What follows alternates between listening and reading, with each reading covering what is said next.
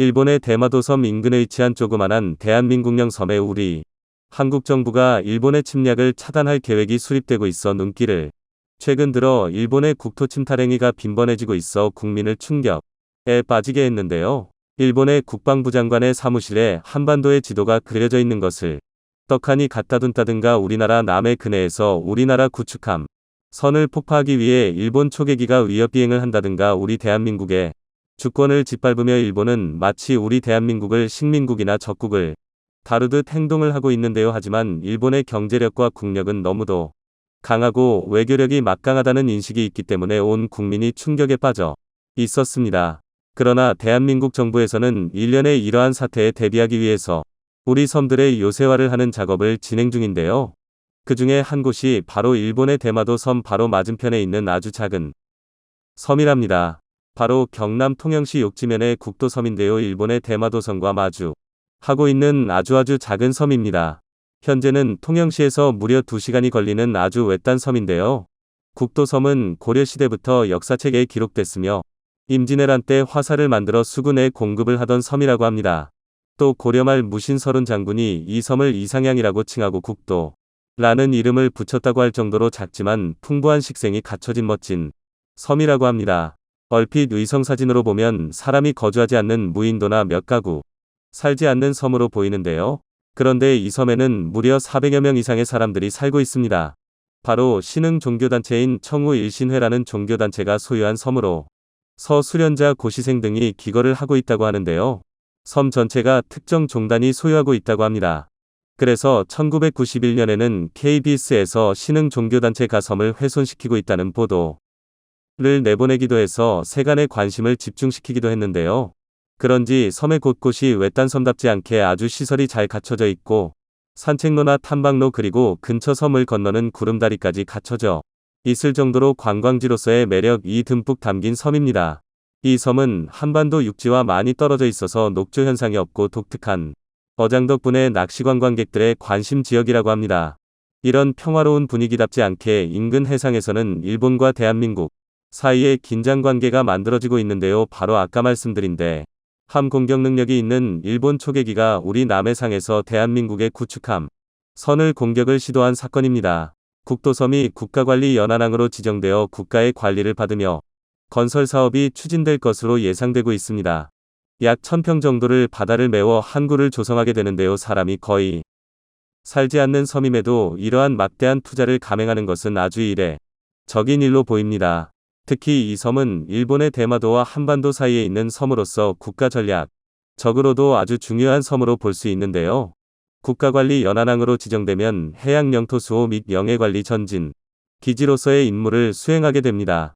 특별히 이번에 만들어지게 될 국도항에는 일본과의 영해 분쟁을 방지하기 위해 130m 규모로 해경부두가 여객용부두와 함께 만들어지게 되는데요. 이 섬에 해경부두가 만들어지게 된다면 대한해협에서 일본과의 분쟁이 발생하면 출동 시간을 대폭 낮출 수 있을 것으로 예상됩니다. 특히 대한해협 부근은 중국 국적의 어선들이 대거 울릉도와 독도로 진출해서 불법 어업 활동을 하러 가는 길목에 있어 우리 어민들의 피해가 이만저만이 아니었는데요. 국도섬에 해경 선박이 정박 가능한 항구가 들어선다면 훌륭하게 단속 활동을 해낼 것으로 전망됩니다. 무엇보다 국가관리 연안항 지정은 기상악화 시뿐 아니라 전쟁과 같은 유사 사태를 대비하는 데 큰 의미가 있는데요. 만약 일본이나 해외 세력에 의한 국지도발 사태가 있으면 이러한 국가관리 연안항이 우리 영해와 영토를 지키는 전진기지로서 대단한 임무를 수행할 것으로 전망합니다. 국도섬 대부분은 특정 종교단체가 소유한 것으로 알려졌는데요. 연안항 1000평의 새로운 대지가 조성되면 국유지로서 사유화된 섬이 아니라 어느 정도 공공성이 확보된 섬으로서 온 국민이 즐겨 찾는 섬이 될 것으로 보입니다.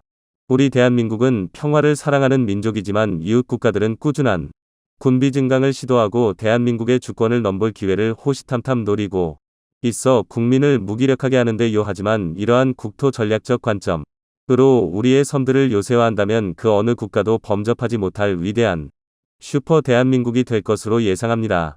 그런데 일각에서는 국도섬뿐 아니라 통영시 홍도를 전략적으로 개발해야 한다는 목소리도 나오고 있는데 요 홍도섬이 어디이냐고요?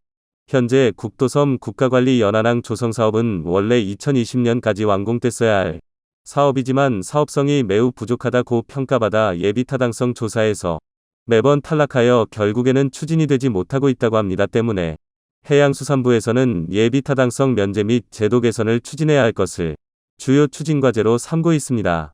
설령 추진된다 하더라도 국도섬의 다수는 특정 종단이 소유하고 있어 특혜성이 문제가 될 수 있다는 지적도 나옵니다. 때문에 일각에서는 국도섬을 대신해서 대마도와 더 가까운 홍도섬을 국가관리 연안항으로 지정하여 만일의 사태에 대비해야 한다는 의견도 내놓고 있습니다. 홍도섬은 국도섬보다 더욱 대마도 섬 앞에 위치한 섬입니다. 우리나라의 영해의 기점이 되는 아주 중요한 섬인데요. 우리 대한민국에서 가장 일본과 가까운 섬입니다. 홍도섬에는 우리나라에서 세 번째로 만들어진 근대식 등대가 있는 섬이기도 하지만 지금은 무인도로 외로운 섬입니다. 하지만 독도처럼 사람이 살지 않는 무인도여서 국가관리 연안항으로 지정 후 사람이 살 수 있는 섬으로 가꿔나가야 한다는 목소리도 나옵니다. 부디 하루속히 국도섬이던 통영 홍도던 제도를 개선하여 조기 추진되어 우리나라 국토안보가 더욱 튼튼해지길 바랍니다. 독도 망언을 일삼던 일본이 크게 놀란 사건이 발생해 화제가 되고 있습니다. 현재 일본 포털에서는 한국 외무장관이 독도 발언이 랭킹 1위에 올라 주목을 받고 있습니다. 경찰청장의 독도 방문은 임무로서 당연한 일이라는 언급을 했다는 것입니다. 경찰청장의 독도 방문은 외교부와 협의를 거쳐 진행한 것으로 나타났습니다. 2009년 이후 12년 만에 방문이 이루어진 것입니다. 이에 일본은 미국에서 열릴 예정이던 외교차관 공동회견을 무산시키는 행태까지 보였습니다. 마츠노 관방장관은 한국 측에 강하게 항의를 하는 가운데 공동 기자회견을 실시하는 것은 부적당했다는 설명을 했습니다. 한국 측의 독도 방문을 문제 삼으며 회견에 참여할 수 없다는 입장을 전달해 온 것입니다. 청와대는 일본의 회견 불참은 매우 이례적이라며 독도는 명백히 우리 영토라는 언급을 했습니다. 이를 본 일본인들은 이 관계를 타개하려면 국교 단절밖에 없다. 일본은 노력을 아끼지 말아달라. 침략자에 대해서는 육해공 모든 자위대를 출동시켜 탈환해야 한다. 기시다 총리는 결단하라. 자비는 베풀지 말라. 며 초관경 대응을 요구하고 있습니다. 이런 상황에 중국과 러시아 군용기 9대가 19일 저녁 독도 근방 카디즈에 접근하자 한국과 일본의 극명한 차이에 일본인들이 분통을 터뜨리고 있습니다. 한국은 카디즈 진입 이전부터 전투기와 공중급유기를 투입해 우발적 상황에 대비한 전술 조치를 취한 것으로 나타났습니다. 한국은 이들이 연공에 침입할 시 경고사격 등 초관경 행동을 할 준비가 됐던 것입니다. 연공은 국제법상 개별 국가의 영토 및 영해 상공을 가리키고 방공식별구역은 이를 방어하고자 조기 식별을 위해 설정한 임의의 선을 뜻하는 용어입니다. 중국은 직통망으로 한국 측에만 통상적인 훈련이라는 답변을 해왔고 공식 발표 때도 국제법 관련 규정을 지키고 다른 나라 연공에 진입하지 않았다는 발표를 했습니다. 하지만 한국은 중국과 러시아의 유감을 표명하며 재발 방지를 요구한 것으로 나타났습니다. 그런데 이 같은 사실이 일본에 알려지자 일본인들은 큰 충격을 받고 있습니다. 일본은 아무 대응을 하지 않았을 뿐 아니라 뉴스마저 중국 당국의 발표를 인용했기 때문입니다. 이를 본 일본인들은 다케시마는 일본 땅이다. 이것은 영해 침범이다. 여전히 한심한 일본 정부. 다케시마 주변을 비행했다고 하는데 이는 일본의 방공식별권이 아니냐. 중국과 러시아, 한국에는 유연한 자세로 임해야 한다. 일본은 항상 그렇지만 영공 침범을 당한 후 보도하는가? 라며 한숨을 내쉬고 있습니다. 2019년 러시아 조기경보통제기 한 대가 독도 영공을 침범했을 때 우리 군이 즉각 전투기를 출격시켜 차단 기동에 나섰고 360발이 경고사격을 가한 적이 있습니다. 이를 본 일본인들은 자국 영토에서 행해졌는데 자위대는 출격하지 않았다며 분노했죠. 게다가 러시아가 일본을 무시한 채 한국에게만 해명해 그들은 크게 당혹해했습니다. 그 후 일본은 방위백서에 일본 전투기의 독도 출격을 시사하는 내용을 추가하는 행태까지 보였습니다. 하지만 이번에도 일본 측의 발진은 없었고 정보조차 파악하지 못한 것입니다. 중국과 러시아 또한 독도 근방에 비행기를 보낼 때 한국의 대응에만 촉각을 곤두세우고 있습니다. 지난해 12월에도 중국과 러시아 군용기 19대가 연합훈련을 펼치는 등 무력 시위를 벌였는데 이후 한국과 러시아는 양국 해군 공군 간 직통망을 개설하기로 합의했고 지난 11일 양해각서를 체결하기도 했습니다. 한러 간 소통을 강화해 우발적 충돌을 예방하기로 한 것입니다. 이는 한국이 독도 근방에서 초관경 대응이 나오고 있어 그들도 긴장을 하고 있는 것입니다. 그런데 한국과 대비되는 행동이 일본 센카쿠에서 나타나 일본인들이 분통을 터뜨리고 있습니다. 19일 중국 해경선 4척이 일본이 영해라 주장하는 센카쿠 앞바다를 침범했는데 일본 마츠노 관방장관은 뒤늦게 확인 후 단순히 유감만을 표명한 것으로 나타났습니다. 이때도 방어를 위해 아무런 대응을 하지 않았던 것입니다. 이를 본 일본인들은 또 말뿐인 퍼포먼스, 이미 지루하네요. 동계올림픽이 끝나면 더 과격해질 것입니다.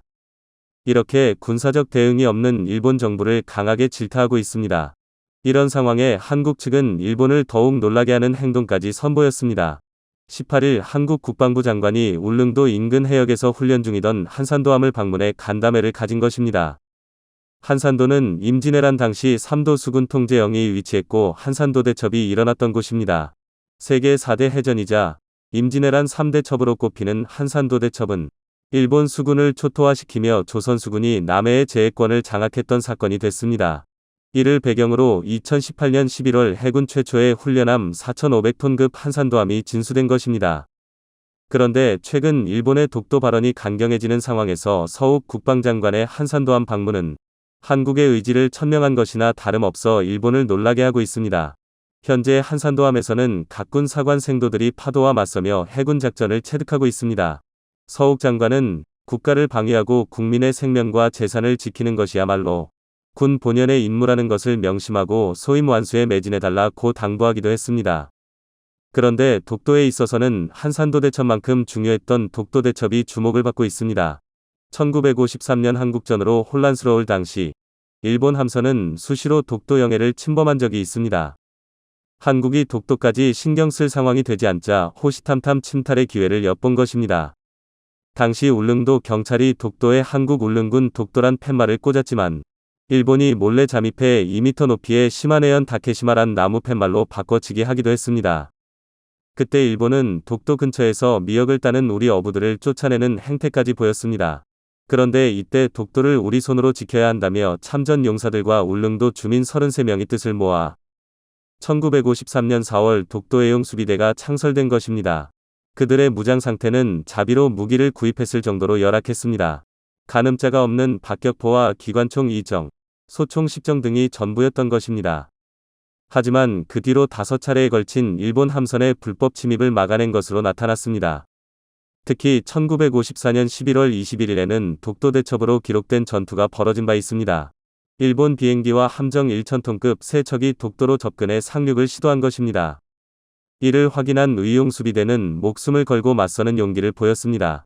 일본 함정이 500m까지 접근했을 때 박격포탄 첫 발이 일본 순시선을 명중시킨 것입니다. 기관총과 소총으로도 조준 사격을 퍼부었습니다. 갑작스러운 공격에 당황한 일본 함정들은 독도에 한 발짝도 딛지 못하고 되돌아간 것으로 나타났습니다. 일본 비행기도 독도 상공을 선해비행으로 계속 위협하다 의용수비대가 대공방어 태세를 취하자 일본 쪽으로 사라져갔습니다. 당시 NHK는 독도에서 한국 경비대가 발포를 해서 일본 함정들이 피해를 입고 16명의 사상자가 발생했다는 보도를 했습니다. 그 사건 이후 일본은 다시는 독도에 불법 침입을 못하고 있는 상황입니다. 독도해용 수비대는 1956년 무기와 임무를 경찰에 인계하고 울릉도로 되돌아왔습니다. 이에 매년 11월 21일을 독도 대첩일로 지정해 해마다 추모식을 열고 있는 것입니다.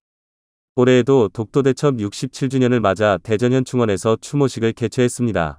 한국에서 열린 추모식 현장은 일본에도 보도되며 화제가 되고 있습니다. 그들은 한 발 더 나아가 강도 높은 경제 제재를 했으면 좋겠다. 한국에게 따끔한 맛을 보여줘야 한다. 며 분통을 터뜨리고 있습니다. 일본에게 초강경 대응이 답이라는 것은 노무현 정권 때도 나타난 바 있습니다. 일본은 2005년부터 다케시마의 날 2월 22일을 지정하는 등 도발 수위를 높여왔습니다. 2006년에는 우리 측 허가도 없이 독도 주변에서 해양조사를 하겠다는 뻔뻔한 행태까지 보인 바 있습니다. 실제로 일본 해양보안청 탐사선 2척이 독도를 향해 출항했고 노무현 대통령은 탐사선이 독도에 오면 배로 밀어 깨뜨리라는 지시까지 했습니다. 결국 일본은 꼬리를 내리며 탐사선을 되돌렸던 것으로 나타났습니다. 일본이 독도를 노리는 이유 중 하나로는 막대한 지하자원이 꼽히고 있는데 불타는 얼음이라고 불리는 메탄 하이드레이트가 약 6억 톤이 매장되어 있기 때문입니다. 그 가치는 약 150조 원 정도로 추정되고 있습니다. 메탄 하이드레이트는 심해저의 저온고압 상태에서 얼음처럼 고체화한 천연가스로서 높은 온도에서 물과 가스가 분리되며 불타는 특징이 있습니다. 시추가 이루어진다면 한국이 앞으로 30터부터 60년간 사용할 수 있는 양이 묻혀 있는 것입니다. 하지만 일본은 칠관구를 비롯해 이곳에서도 한국의 시추를 필사적으로 막고 있는 상태입니다. 일본 순시선은 최근 5년간 독도 부근 해상에 총 404회 출현한 것으로 확인되고 있습니다. 하지만 한국의 독도 수호 의지는 더욱 명확해지고 있습니다. 한국 측은 미리 만나보는 KF-21이 비행 모습을 통해 보람의 전투기가 우리 영공을 힘차게 나는 모습과 KC-330 공중급유기에서 급유를 받는 모습을 선보이기도 했습니다. 특히 국산 무인 전투기와 편대를 이루며 독도 상공을 나는 모습은 압권이었죠. 무인 전투기란 적의 방공망 사거리 밖에서 원격으로 공격 목표를 부여하면 자체적으로 최선책을 찾아 임무를 수행하도록 만들어지고 있습니다. 즉 일본이 영해나 영공 어디로 접근하든 한국이 초토화시킬 준비가 되어 있는 것입니다. 일본이 계속해서 독도 야욕을 보인다면 어떤 일이 벌어지게 될까요? 남중국해를 차지하려는 중국의 야욕. 그런데 최근 중국이 남중국해만이 아니라 한국의 땅까지 넘보는 움직임을 보이고 있다는 사실이 밝혀졌는데요. 호피초라는 땅을 자신의 땅이라 주장하면서 한국을 배제하고 이를 중심으로 배타적 경제 수역을 설정하려는 움직임이 발각된 것입니다. 우리에게 잘 알려지지 않은 호피초. 대체 이 땅이 어디에 있는 무슨 땅이고 중국이 왜 하필 이 땅을 자기 것으로 만들려고 하는지 그 숨은 속내에 대해 지금부터 자세하게 설명해 드리겠습니다. 푸른 바다 위에서 벌어지는 심상치 않은 움직임. 하늘에서 지상을 지켜보던 위성 담당자는 두 눈을 의심했습니다. 분명 지난번 사진에서 확인하지 못했던 길이 발견되었기 때문인데요. 그 즉시 본부로 돌아간 그는 이 사실을 보고했습니다. 정체불명의 길이 난 곳은 바로 남중국해 중심에 위치한 작은 섬. 의성 사진을 확인한 미국은 그 즉시 남중국해 중심과 그 주변을 샅샅이 조사했고 이것이 중국이 비밀리에 만들고 있는 대규모 활주로라고 판단했습니다. 파라셀 군도, 중국 이름으로는 시사군도에 위치한 트리튼 섬에 어느 날 갑자기 600m에 달하는 활주로가 건설되었습니다. 최근 영토 분쟁의 중심으로 떠오른 남중국해 주변을 완전히 장악하고자 중국이 꾸민 짓이었습니다. 활주로를 건설해 중국 전투기가 상륙하는 것은 물론 수송기를 통한 물자 조달을 할 수 있는 전초 기지를 만드는 것이 중국의 당초 계획이었다는 것까지 들통났는데요. 당연히 시사군도를 자신의 땅이라 여기는 대만과 필리핀, 그 밖의 동남아시아 국가에서는 중국의 행동을 즉시 비난했습니다. 자신의 허락 없이 맘대로 남의 땅에 활주로를 지었다는 것이 이유죠. 하지만 이미 중국은 뻔뻔하게 이곳을 자신의 땅이라고 주장하는 것을 넘어 건축물까지 짓는 만행을 저지르고 있습니다. 심지어 인공섬까지 건설하면서 자신의 영향력을 행사하고자 했는데요. 최근 들어서는 남중국해 주변에서 자신의 존재감을 드러내던 중국이 이제는 황해 주변에 이르는 도서지역 한국 영토를 자신의 땅이라고 주장하는 일까지 벌어지고 있습니다. 바로 이어도 주변에 위치한 호피초가 중국이 주장하는 자신의 땅인데요. 이어도 주변에 위치한 작은 암초입니다. 호피초라는 이름이 생소한 분들이 많을 텐데요. 문자 그대로 호랑이 암초라는 뜻의 호피초는 이어도로부터 남방 40km 거리에 떨어진 곳에 위치한 작은 암초입니다. 처음에 이곳은 큰 주목을 받지 못했는데요. 우리에게 익숙한 이어도에 비해서 규모가 작은 것은 물론 이어도에 포함되어 있는 암초라는 것이 조사 초기에 내려진 결론이었기 때문이었습니다. 그리고 실제로도 중국이 당초 관심을 보인 곳은 이어도였죠. 그에 따라 영토 분쟁을 일으킨 지역 역시 이어도였는데요. 그런데 갑자기 중국이 작전을 바꾸며 호피초에 주목하기 시작한 것입니다. 이어도와 떨어진 별개의 암초라는 주장을 펼치며 일찍부터 중국 조사원들이 호피초의 존재를 알고 있었다고 주장을 하고 나섰습니다. 이 호피초에 대해 중국이 최초로 기록한 내용은 1963년 중국 해군 항보부가 출판한 황해 및 동해도에 있습니다. 1977년 출간된 청도, 상해 및 부산, 먼스에도 칠해도 호피초에 대한 내용이 기록되어 있었죠. 호피초가 위치한 지역은 중국이 주장하는 배타적 경제수역 EEZ에 포함되어 있습니다. 이에 따라 중국은 호피초를 자국의 영토라고 주장하면서 사람들에게 잘 안 알려진 이곳을 중심으로 왜곡된 주장을 펼치기 시작합니다.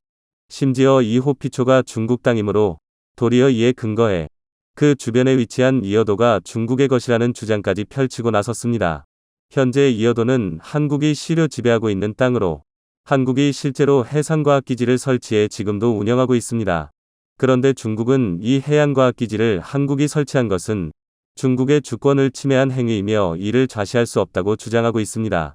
2003년 한국이 이어도 해상과학기지를 건설할 때는 중국은 그 어떤 반응도 보이지 않았고 직접적인 항의도 전혀 하지 않았습니다. 그런데 지금 와서 기지의 건설 자체가 잘못되었다고 주장하면서 호피초, 더 나아가 이어도 지역 전부가 중국의 영토라고 말하는 것입니다. 중국 상층부에서는 이에 대해 공통된 인식을 가지고 있어서 더욱 문제가 심각한데요. 류추구이 중국 국가해양국장은 중국 언론과의 인터뷰에서 국가해양국 소속 순시선과 항공기의 순찰 범위는 압록강하구, 센카쿠 열도, 이어도가 포함된다고 말하며 큰 논란을 불러일으킨 바 있는데요. 이어도 중국어로는 수엔자오라 불리는 이곳도 중국 영토이기에 이 지역을 중국 국가해양국이 관리하는 것은 당연한 중국의 의무라고 간주한 것입니다. 심지어 중국은 과거 기록까지 가지고 오면서 이어도 지역을 예전부터 중국은 알고 있었고 이를 증명할 수 있다고 주장했는데요. 이어도 해역에는 저장성과 장수성에서 온 중국 어민들이 조업 활동을 일찍이 했던 바 있고 이들 사이에 소산소산이라는 전설이 있었다고 합니다. 중국 고대 신화를 모은 산해경에서도 언급되는 지명으로 통해 박태환 가운데 위천소산이라는 산이 있다는 문구에서 이 소산이라는 지명이 등장합니다. 이를 본 중국인들이 과거에 이미 자기들이 이어도를 알고 있었다고 주장하며 한국이 이를 지배하고 있는 것은 잘못되었다고 말한 것이죠. 하지만 이는 어디까지나 황당무계한 주장에 불과한 내용으로 산해경은 소설위 영역에 해당하는 문헌이고 이를 역사적 기록과 같은 취급을 할 수 없다는 문제가 있습니다. 게다가 소산이라고 칭한 곳이 이어도라고 정의하는 것은 애초부터 끼워 맞추기 시겁지에 불과합니다. 소산이라는 지명이 중국 내에서도 많고 이를 이어도에 적용하는 것은 지나친 억측이라는 것이죠. 과학적으로 이어도 지역은 화산 폭발로 생겨난 지역으로 제주 화산에서 비롯된 지역이라는 것이 밝혀졌습니다. 국립해양조사원은 해저 퇴적물 조사를 대대적으로 진행해 이어도의 기원에 대해 심층 조사를 한 적이 있는데요. 해양조사원에 따르면 이어도 주변에서 채취한 암석 조각은 화산 분출물이 쌓여 굳어진 응외암인 것을 밝혀냈습니다. 그리고 다름 아닌 제주도를 이루는 집안이 이와 비슷한 암석 구조를 지니고 있고 암석 연령도 비슷하다는 것 역시 알아냈죠. 한경면 수월본과 서귀포시 송악산에도 화산 분출물이 쌓여 생성된 흔적이 남아있어 이어도는 제주도의 화산이 폭발해 용암이 바다로 흘러들어가 생겨난 암초인 것이 확실해졌습니다. 마찬가지로 호피초 역시 제주도 화산의 흔적에서 비롯된 암초로 이어도 주변 지역에 위치한 이곳에도 화산 퇴적물로 형성된 흔적을 쉽게 찾아볼 수 있습니다. 과학조사로 밝혀낸 주장과 달리 중국은 그저 우기기만 할 뿐 어떠한 자료로도 자신들의 땅이라는 것을 증명하지 못하고 있죠. 게다가 가장 확실한 증명인 시료 지배에서도 밀리고 있기 때문에 중국의 주장은 그저 주장에 불과한 상황입니다. 하지만 그럼에도 불구하고 중국이 계속 엉뚱한 주장을 고집하면서 국제 여론에 있어 자국의 유리한 주장을 관철하고 영향력을 행사하려고 하는 것은 문제가 있는데요. 중국의 주장을 분쇄하고 한국 땅임이 분명한 호피초와 이어도를 지켜내기 위해선 국내에 있는 많은 사람들의 관심이 필요합니다. 호피초는 단순히 영토 차원의 문제로 끝나는 것이 아니라 자원이라는 측면에서도 대단히 중요하기 때문인데요. 바로 칠관구 문제와도 직접적으로 연관되어 있기 때문입니다. 1968년 유엔 아시아개발위원회는 동중국해 대륙붕 자원 탐사들 하며 이어도와 호피초 근처에 위치한 칠관구에 엄청난 양의 석유 자원이 묻혀 있을 것이라는 주장을 펼친 적이 있습니다. 2004년 우드로 윌슨 센터가 낸 보고서에도 동중국해 천연가스 매장량이 사우디아라비아의 10배에 달할 것이라고 보고하면서 칠관구는 단숨에 노다지로 급부상하게 되는데요. 다만 이 땅은 온전히 한국에 속해 있는 땅은 아니고 일본과도 붙어 있기에 한국과 일본은 칠관구를 공동개발하기에 이릅니다. 1980년부터 한일 양국은 이 지역에 본격적인 시추를 하기 시작하죠. 하지만 1986년 일본은 칠관구 개발을 돌연 중단하게 됩니다. 일본은 칠관구 개발을 중단한 이유로 경제성이 없다는 이유를 드는데요. 하지만 실상을 알고 보니 일본의 치졸한 속셈이 드러났죠. 1982년 유엔 국제해양법에 따라 200해리 배타적 경제수역 개념이 탄생하게 됩니다. 대륙붕 소유권 역시 새로운 해양법에 따르게 되는데요. 칠관구에 이를 적용해보면 거의 90%에 달하는 칠관구 지역이 일본 소유가 됩니다. 그렇기에 이 땅을 한국과 공동 개발하는 것은 손해라는 결론이 일본 머릿속에 떠오른 것입니다. 그래서 엄청난 자원이 묻혀 있음에도 불구하고 일본은 개발을 미루고 7관구 조약 종료까지 버티는 전략을 세웠죠. 공동 개발을 약속했기에 한국 입장에서는 이를 준수해야 했습니다. 당시엔 일본의 동의가 없으면 개발 자체가 안 되는 상황이기에 눈물을 머금고 한국은 7관구 개발 중단에 응해야만 했습니다. 그런데 호피초와 이어도 지역이 갑자기 변수가 되었습니다. 이 지역을 중심으로 배타적 경제 수역을 설정하면 일본의 주장과는 다르게 7관구의 상당 부분을 한국의 영토라 주장할 수 있게 됩니다. 일본의 계획과는 다르게 한국이 상당수를 확보하게 되면서 7관구에서 새로운 판을 한국이 짤 수 있게 되는 셈이죠. 그런데 만일 중국이 계속해서 호피초와 이어도를 자국 땅이라고 주장하면 7관구 논의에서 한국은 어떠한 이득을 얻을 수 없게 됩니다. 영토를 수호한다는 의미와 더불어 중국의 간섭도 차단하고 7관구의 석유 자원을 한국이 가져갈 수 있다는 차원에서 호피초와 이어도는 한국이 반드시 수호해야만 하는 영토인 것이죠. 독도와 더불어 이어도와 호피초 역시 우리 국민이 뜻이 기억해야 할 땅이라는 점을 반드시 잊지 않기를 바라며 더 이상 영토 분쟁으로 한국의 땅이 위협에 휘말리지 않기를 기원해 보겠습니다. 자원 그중 석유는 하늘의 선택을 받은 국가만이 누리는 선물로만 생각했었습니다. 석유가 생산된다는 이유로 전 세계 시장 경제를 마음대로 쥐고 흔들고 조금이라도 기분이 상하면 생산량을 줄이고 수출을 중단해버리는 통에 한국처럼 기름 한 방울 없는 국가는 늘 외교 역량을 발휘해 그들의 처분을 기다려야 했었죠. 그래서 기름을 생산하는 나라, 즉 산유국은 한국의 오랜 꿈이었고 전 세계에서 가장 많은 천연가스가 매장되었을지도 모른다는 60년 전 보고서 하나에 현재까지도 들썩들썩하고 있습니다. 그런데 세계는 이미 화석연료를 줄이고 차세대 에너지원인 천연가스의 시대로 접어들었는데 적어도 이 천연가스에 있어서 경북 포항만큼은 예외입니다. 아마 여러분들도 2017년경 포항 한복판에서 불길이 활활 타오르고 있고 몇 개월째 그 불길이 꺼지지 않고 있다는 소식은 들어보셨을 것으로 생각됩니다. 2017년 3월 초 포항시 남구 대잠동에서는 옛 철길을 공원으로 조성하는 공사가 진행됐는데 지하수를 찾기 위해 굴착을 시도하던 중 갑자기 불길이 치솟았습니다.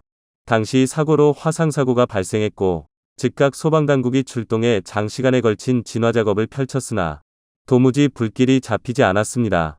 흙으로 덮어도 거품 소화액을 퍼부어도 불길은 더욱 활활 타오르기만 했죠. 불이 생김새가 이상하다 생각한 포항시는 한국지질자원연구원과 한국가스안전공사 등에 의뢰해 불길을 조사했는데 말도 안 되는 결과가 나왔습니다. 천연가스였죠. 그러니까 포항 시내 한복판에서 천연가스가 마구마구 솟아오르고 있었던 겁니다.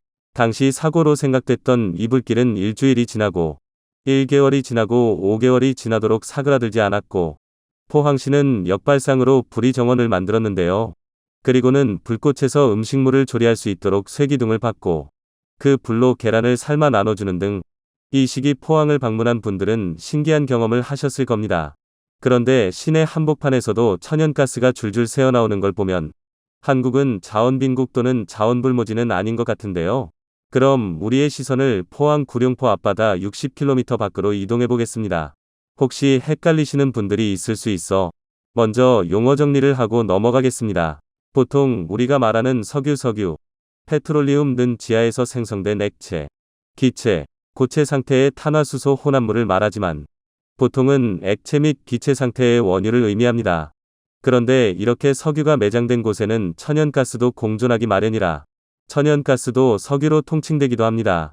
가공되지 않은 석유 속에는 극소량의 황, 질소, 금속은 물론 수분, 가스분의 불순물을 가지고 있는데 이 상태에서 공정을 거치면 원유가 되고 원유를 정제하면 휘발유, 경유, 등유, 윤활유, 아스팔트 등이 생산되는 겁니다. 그러니까 석유는 단순히 발전소 연료로만 사용되는 것이 아니라 자동차 연료, 선박 연료, 보일러 연료, 플라스틱 원료 등등 그 쓰임새가 무궁무진하기 때문에 중요한 것인데요. 그런데 그간 한국은 기를 한 방울 나지 않는 나라라는 조금은 아쉬운 타이틀을 가지고 있었는데 이 타이틀은 박탈당했습니다. 왜냐면 2004년 7월에 한국이 공식적으로 산유국이라는 타이틀을 갖게 됐으니까요. 어떻게 된 일일까요? 우리나라는 2004년 7월부터 2021년 12월 31일까지 공식적으로 산유국이라는 지위를 누렸습니다. 바로 동해가스전 덕분입니다. 동해가스전의 역사는 곧 한국 자원개발의 역사이기도 한데요. 1970년대부터 미국과 프랑스 등에 소재한 석유 메이저 기업들은 한국 동해에서 수차례에 걸친 탐사 및 시추 작업을 진행했었지만 석유가스전 발견에 실패하고 철수했지만 실제로 석유와 천연가스를 뽑아낸 동해가스전은 석유공사가 독자적으로 탐사 시추 개발했습니다. 결코 선진국의 기술에 뒤처지지 않는다는 의미죠. 어쨌든 1998년 7월 가스층을 발견한 이후로 경제성 평가, 시추, 생산시설 건설 등의 과정을 거쳐 실제로 천연가스 생산을 시작했습니다. 울산 남동쪽으로 58km 떨어진 해역에 자리한 동해가스전은 2021년 12월 31일 생산을 종료할 때까지 원유 4,800만 배럴에 해당하는 양의 천연가스를 생산했는데 수입 대체 효과가 2조 7천억 원에 이릅니다. 덕분에 한국은 공식적으로 세계 95번째 산유국이 되었죠. 그렇다면 1년 전 생산을 중단한 동해가스전이 우리나라의 처음이자 마지막 가스전일까요? 제7광구처럼 있을지도 모른다는 추측이 아닌 실제 매장된 곳은 더 없는 것일까요? 아닙니다. 엄청난 매장량을 자랑하는 장소가 발견됐습니다. 동해가스전에서 불과 44km 떨어진 곳에서 말이죠. 사실 동해가스전의 수입 대체 효과가 2조 7천억 원이기 때문에 엄청난 수치로 보이지만 이는 우리나라가 수입하는 양에 비하면 새 발이 피 수준입니다. 우리나라는 지난 2021년 기준 세계 5위의 석유 수입국이며 10대 수입 품목 중 670억 달러 약 80조 원로 압도적인 1위 품목입니다. 동해가스전에서 17년간 약 4,800만 배럴에 해당하는 2조 7천억 원이 한국의 경제 규모에 비해 얼마나 미미했는지 감이 오시죠. 이 때문에 지질과 자원 분야 전문가들이 한반도 주변의 석유자원 개발을 위해 더 적극적인 탐사와 시추가 필요하다고 임모아 주장해왔는데 결국 동해가스전 옆에서 새로운 가스전을 찾아냈습니다. 바로 방어구조인데요. 지난 2021년 6월 석유공사는 동해가스전에서 44km 떨어진 울릉분지 육관구 심해에서 어마어마한 양의 가스전을 발견했다고 보도했습니다. 당시 알려진 양만 원유로 환산했을 경우 7억 배럴입니다. 동해가스전의 15배 그리고 유가를 기준으로 원화로 환산했을 때 약 30조 원에 해당하는 엄청난 양이었죠. 그리고 여기에 방어구조라고 이름을 붙인 것은 기름진 방어처럼 넉넉한 석유 자원을 품고 있길 바란다는 뜻이었는데